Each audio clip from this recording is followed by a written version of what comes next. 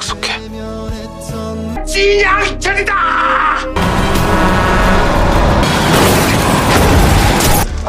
할아버지, 마 정신 똑바로 차려! 제발 나를 죽여라! 모르겠습니다. 나도 모르겠다고요. 할아버지, 당신한테 난 누구였어? 마음 졸였는지 모르는 사람도 아니고. 오래오래 하시라고요. 와, 대답을 못 알아! 할머니 비밀은 제가 지켜드리죠. 입으로 또 한 번 짓거려봐, 어?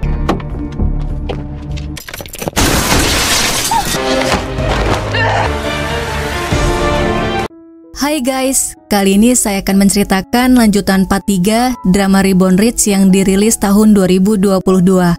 Sebelum dimulai, jangan lupa subscribe, like, dan komen ya biar channel ini bisa lebih berkembang. Untuk yang belum nonton part 1 dan 2, linknya ada di deskripsi. Bagaimana kelanjutan ceritanya? Langsung aja kita mulai. Song Joon kembali bekerja di kantor pusat. Kim memberitahu Yang Chol mendirikan perusahaan induk keuangan Sunyang. 지주회사 주인은 누가 하는 건가요? Sementara itu, sebelum terjadi kecelakaan, Yongmin menemui Do Jun untuk memberitahu bahwa tidak ada bukti Miracle Investment memanipulasi harga saham dan dia sudah dibebaskan dari semua tuduhan. Do Jun kemudian menarik Yongmin dalam pelukannya. Dia berjanji ini adalah terakhir kalinya dia menyelidiki dirinya sebagai jaksa. Kemudian keesokannya, Yang Chol dan Do Jun mengalami kecelakaan ketika menuju konferensi pers di mana Yang Chol akan mengumumkan Do Jun yang akan mengelola perusahaan induk keuangan Sunyang. Saat kecelakaan, dia tersadar kenapa dia tidak mengingat apapun tentang Jin Do Jun. Ternyata itu karena dia sudah meninggal, dan apapun yang sudah ditakdirkan terjadi pasti akan terjadi. Tidak bisa dihindari seperti kematian ibunya. Berita mengenai kecelakaan ini disiarkan di televisi. Yongmin, Oh Seon, dan Rachel melihatnya. 괜찮겠죠?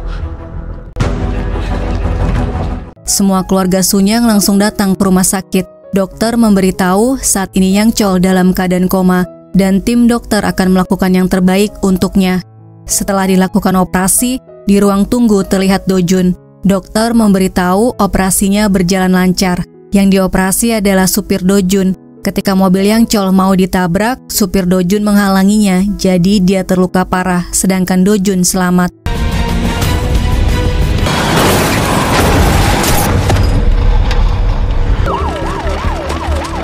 Manajer Sunyang bernama Wo Byung datang, memanggil para medis dan menunjukkan memo berisi nomor kendaraan Yang Chol pada Do Jun.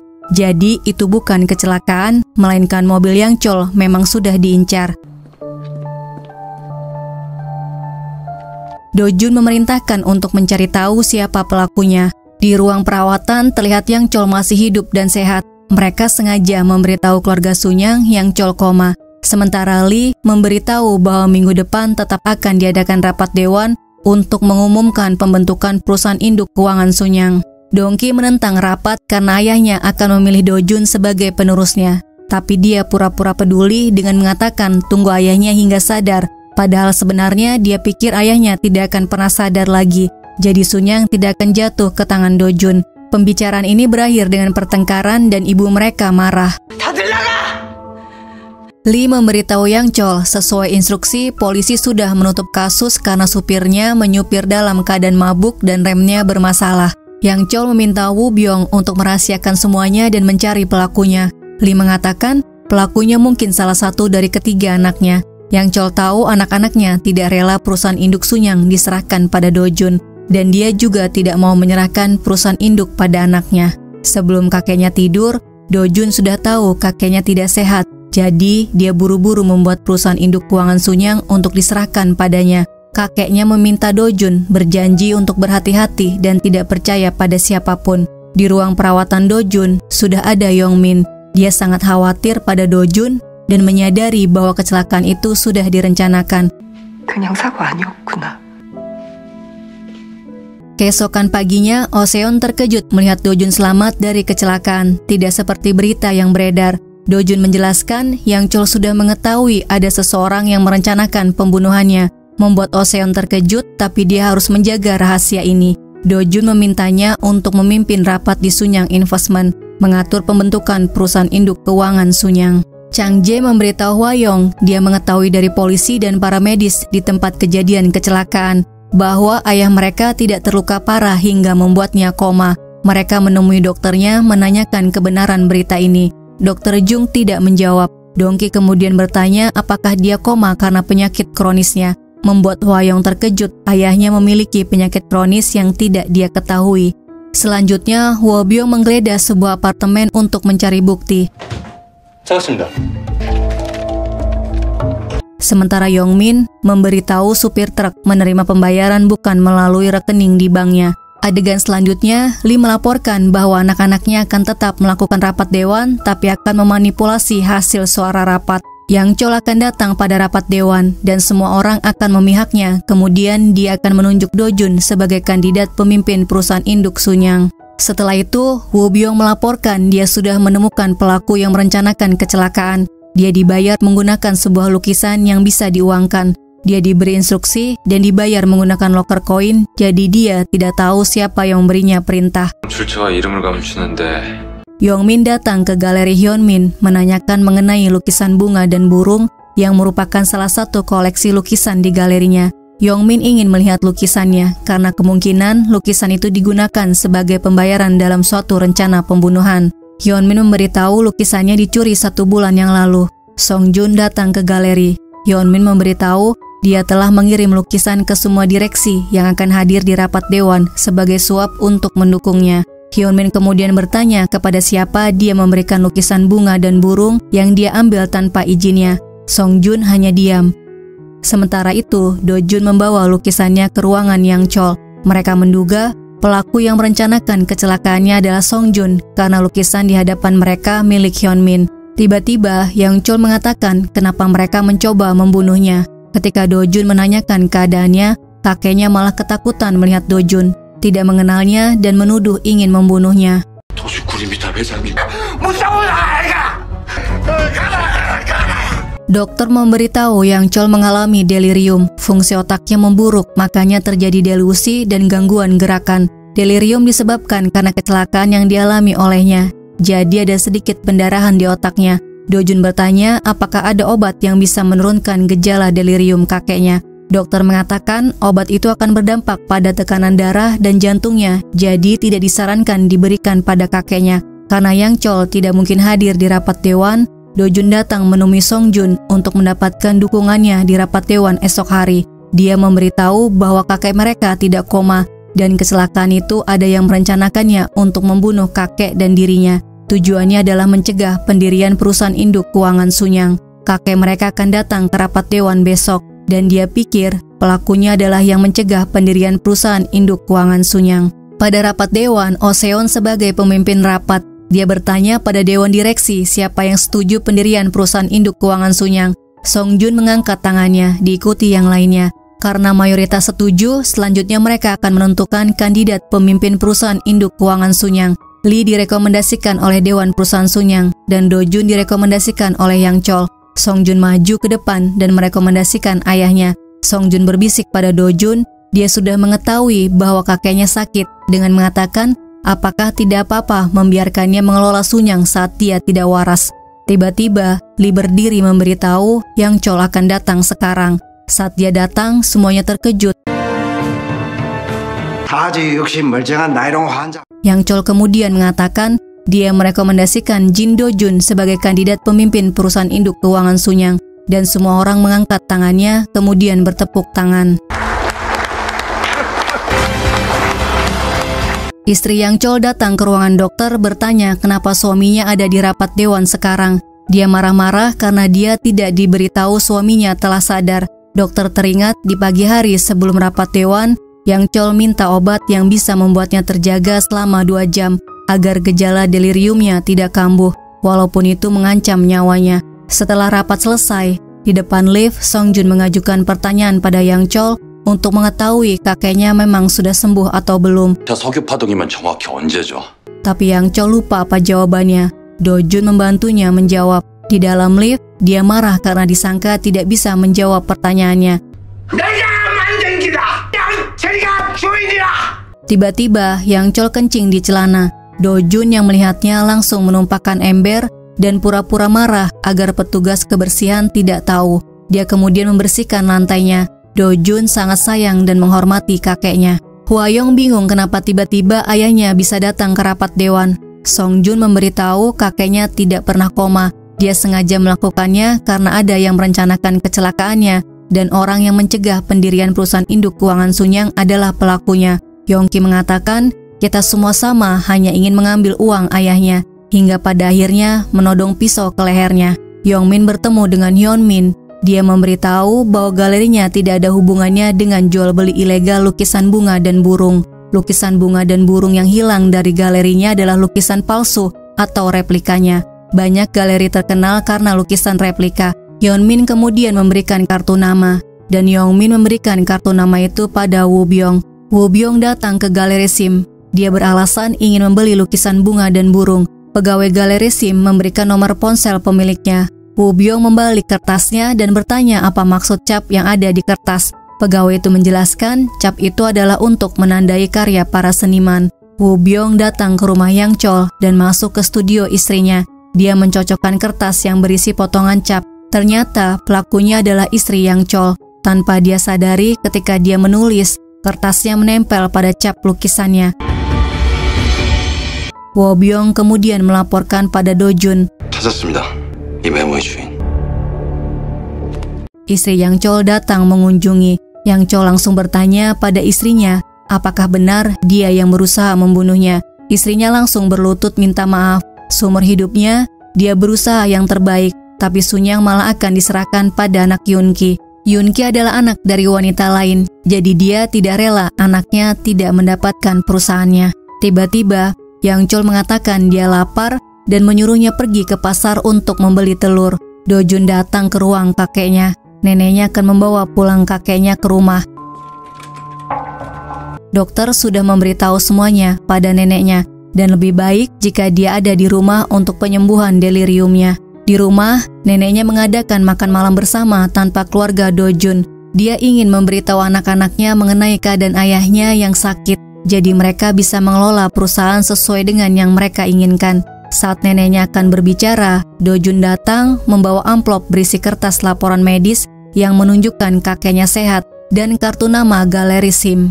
Neneknya menyembunyikan kartu namanya. Setelah itu, Do-jun menunggu di studio neneknya. Di dalam studio, Do-jun menunjukkan memo yang berisi nomor mobil kakeknya. Neneknya berusaha untuk mengambilnya. Do-jun akan menjaga rahasia neneknya. Sebagai gantinya, neneknya harus menjaga rahasia kakeknya. Tidak ada yang boleh tahu kakeknya sakit delirium sampai rapat dewan berakhir. Jika sampai ada yang tahu, Do-jun akan menyerahkan memo dan lukisan palsu sebagai pembayarannya kepada jaksa untuk dijadikan bukti mendakwa neneknya. 어떻게든 할아버지를 지키세요. Setelah itu, Do-jun bertemu dengan kakeknya. Dia bertanya siapa yang menyebabkan kecelakaannya. Do-jun menjawab mereka masih mencari tahu dan lukisan burung dan bunga bukan milik Hyunmin. Dia kemudian bertanya kenapa Do-jun ingin membeli Sunyang, sementara anak-anaknya ingin mewarisinya. Do-jun diam saja, tapi kakeknya tahu Do-jun menginginkan yang lain, dan dia berharap Do-jun mendapatkannya. 그럴게요. Do-jun kemudian bertemu dengan Yongmin. Dia memintanya untuk menghentikan penyelidikan karena dia sudah tahu pelakunya. Sementara itu Song-jun bertemu dengan mertuanya. Dia minta bantuan untuk menyebarkan berita mengenai rumor Sunyang Motors yang menghadapi krisis karena manajemen Yang Chol hingga diadakan rapat dewan untuk menaikkan harga saham Sunyang Motors. Pemegang saham akan melakukan reaksi tidak percaya pada Yang Chol. Oh Se-yeon, Rachel, dan Do-jun juga membahas masalah ini di kantor mereka. Sebenarnya, mereka bukan mengincar Sunyang Motors dan Yang Chol, tapi Do-jun yang menjadi kandidat pemimpin perusahaan induk Sunyang. Do-jun masih harus mendapatkan persetujuan dari rapat pemegang saham untuk menjadi pemimpin di perusahaan induk keuangan Sunyang. Rapat akan berlangsung pada bulan Juni dan perilisan mobil baru Sunyang Motors di bulan Mei. Jika mobil Apollo gagal, harga saham akan anjlok dan pemungutan suara akan berlangsung saat pemegang saham marah. Do-jun bertemu kakeknya. Dia minta kakeknya untuk mendelegasikan semua hak dan otoritas Apollo padanya. Dia akan membuat Sunyang Motors bukan delusi agar kakeknya tidak dibilang sewenang-wenang dan keras kepala karena bersikeras dengan mobil elektroniknya. Do-jun akan mempromosikan Apollo pada Piala Dunia FIFA 2002 sebagai sponsor resmi event itu. Do-jun mengatakan jika Korea sampai ke semifinal, mereka bisa menjual 1.000 mobil Apollo, membuat yang lainnya tertawa tidak percaya.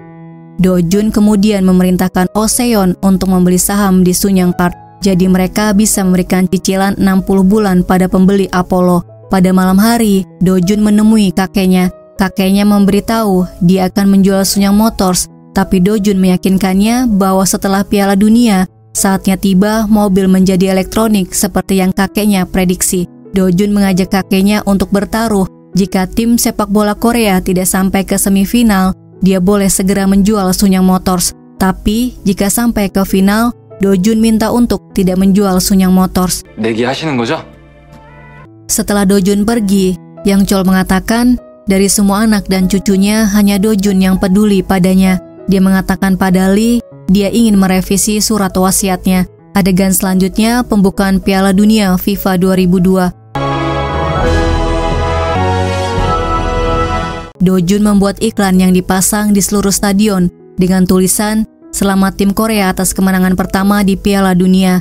Kakaknya menghubunginya, minta untuk menurunkan semua poster Sunyang Motors. Seharusnya tertulis, "Kami mendoakan agar menang, bukan selamat atas kemenangan." Do-jun mengatakan pada kakaknya iklan itu membuat orang-orang melihat 2 kali dan menyemangati tim Korea agar benar-benar menang. Benar saja, malam harinya mereka merayakan kemenangan pertama Korea di Piala Dunia. Sunyang Motors terus melakukan promosi mobil Apollo mereka hingga tim Korea masuk ke perempat final dan Apollo semakin populer. Do-jun membuat iklan Apollo yang baru. Song-jun dan Yong-ki melihatnya. Mereka tidak menyangka Do-jun akan berhasil menaikkan popularitas Apollo. Apollo berhasil memecahkan rekor penjualan mobil kecil paling banyak dalam waktu singkat. Do-jun mengucapkan terima kasih pada karyawannya. Dia kemudian datang menemui kakeknya. Tiba di rumah kakeknya, Do-jun melihat kakeknya sudah ada di lantai. Kemudian kakeknya dibawa ke rumah sakit. Do-jun datang ke rumah sakit, memberitahu kakeknya bahwa tim sepak bola Korea mencapai semifinal. Jadi dia memenangi taruhannya. Kakeknya menggerakkan jarinya dan memejamkan mata. Ketika Do-jun menuju keluar, kakeknya meninggal.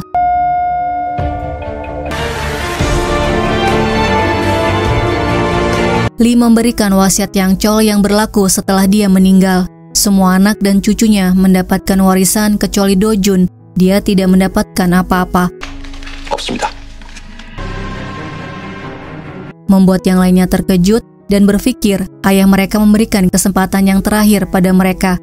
Setelah Yang Chol meninggal, istrinya ingin membantu agar anak-anaknya bisa memiliki perusahaan induk Sunyang. Jadi dia akan memberikan saham Sunyang Insurance yang dia miliki sebesar 17% pada anak yang dia pilih. Yoon-ki datang ke kantor Do-jun.